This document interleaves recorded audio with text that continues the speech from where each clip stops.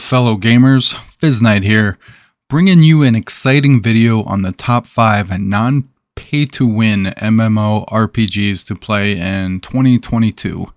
Now this list is my own personal view of what I think are the best MMOs to play that give a fair playing field for everyone involved. If you're looking to play the best MMOs on the market with your friends and don't want to have to worry about competing with credit card warriors in your MMO, then this video is for you.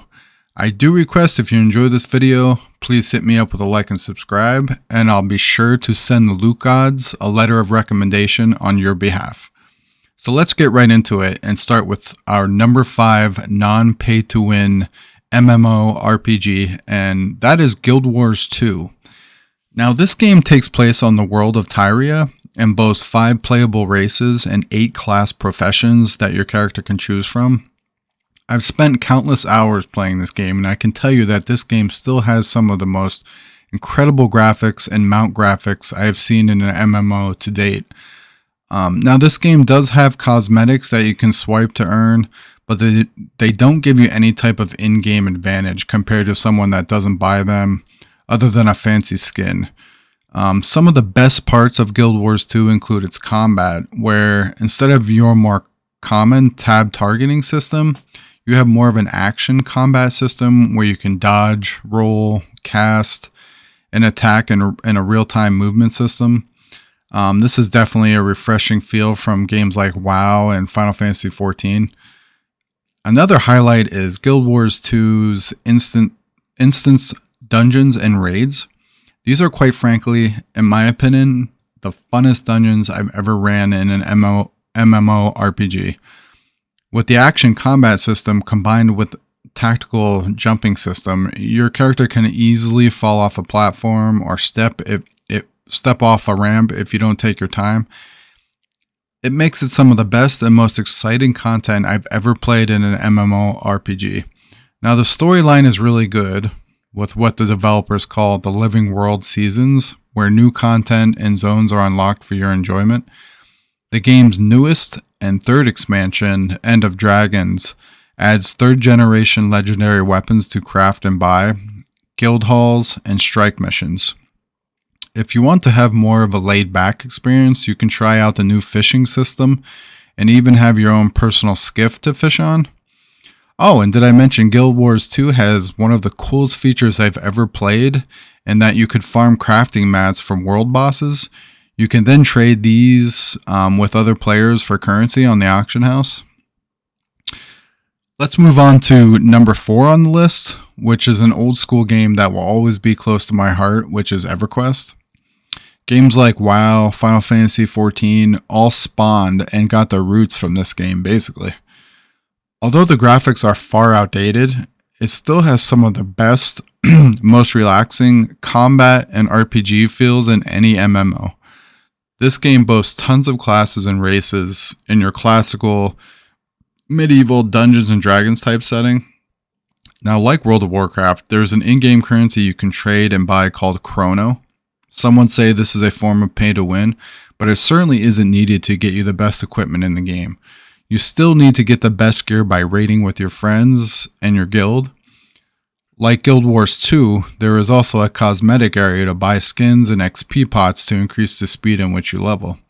Again, the XP pots may sound pay to win, and they certainly will increase the speed in which you level, but I never felt I needed to buy the XP pots when leveling. If you find a good group to level with, you're going to gain XP just fine without spending any real world money.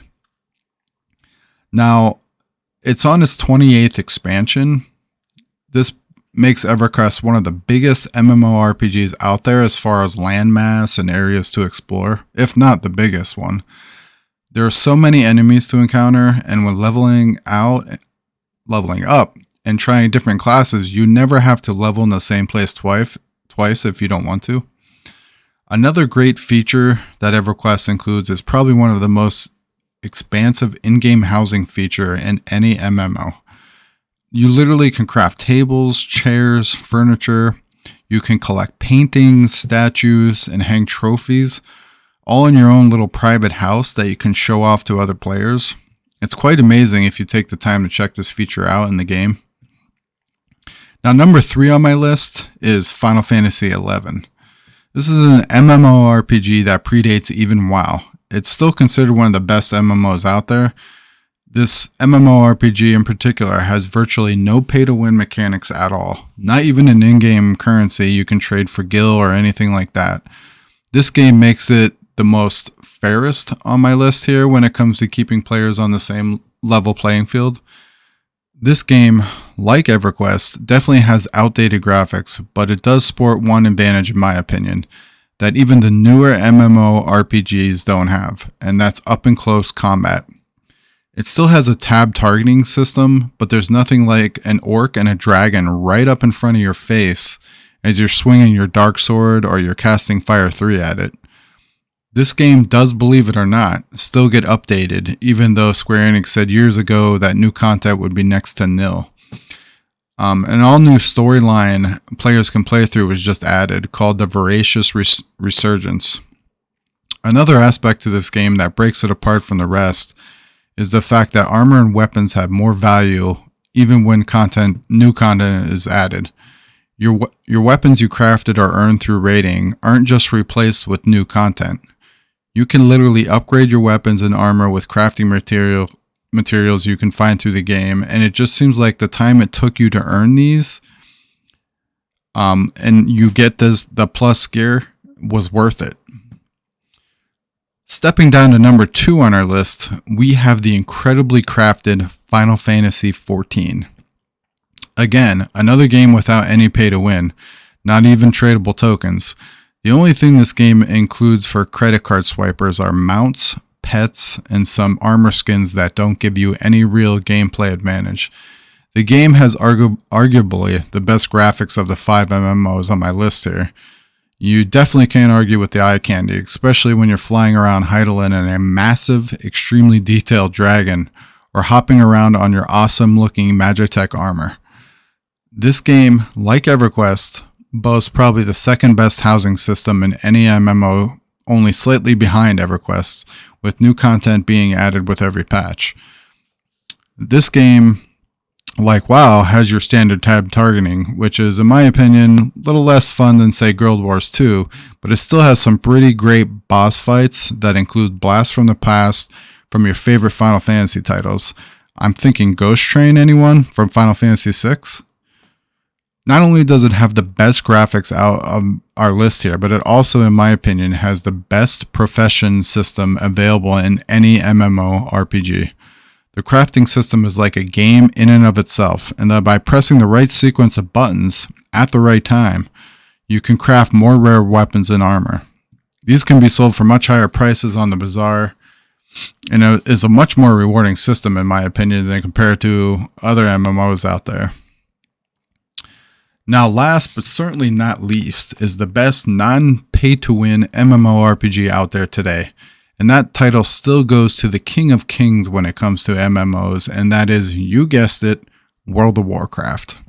Now, I know what you're thinking. I know what I'm going to hear in the comments. But wait, Fizz, WoW has the token which can be used to trade for gold, which then in turn can be used to buy runs or raids with. That is true. That is definitely true, and I wouldn't argue that fact from anyone. The difference, in my opinion, though, from something that is truly pay to win is that you don't need to swipe the card. Again, let me say that again. You don't need to. That's the difference. A subscriber that joins a guild or does casual raiding can still get the best equipment in the game without spending a penny. That's the difference, in my opinion. I never bought an in-game token yet in World of Warcraft, and I had countless hours of fun with this game, raiding, doing dungeons, Mythic Plus, crafting, collecting, etc. What makes this game stand above the rest is its Dungeons and Dragons type feel with classical classes like the Mage, the Warrior, the Death Knight, a Priest. I've always been a sucker for the classical medieval type settings that have the D&D feel. Even though I certainly enjoyed Final Fantasy XIV storyline, some of the races and such just didn't give me that same old sit around the fire adventure game I crave for personally, that D&D feel. Now, even though it's tab targeting as well, like Final Fantasy XIV, the amount of content, raid, and dungeon mechanics that that you confront in this game keep it fresh and well above any MMORPG out there, in my opinion. This game is just polished in every single way. There is literally a collection system where you can spend arguably years of in-game playing just collecting, if you're into that sort of thing. You can collect pets, gear, mounts, heirlooms, the list goes on. No other MMORPG has a collection system even close to this game that's as polished. If your gaming hours are limited and you want to stick with the best, you're not going to go wrong with World of Warcraft. And it's the one MMO that I will always keep my sub active with. I hope you guys enjoyed this video and it helped some of you make a decision on what you guys should be spending your time on. Please hit me up with a like and subscribe, guys, and I will be rolling more content out daily for you. May the loot gods be with you. I'm out.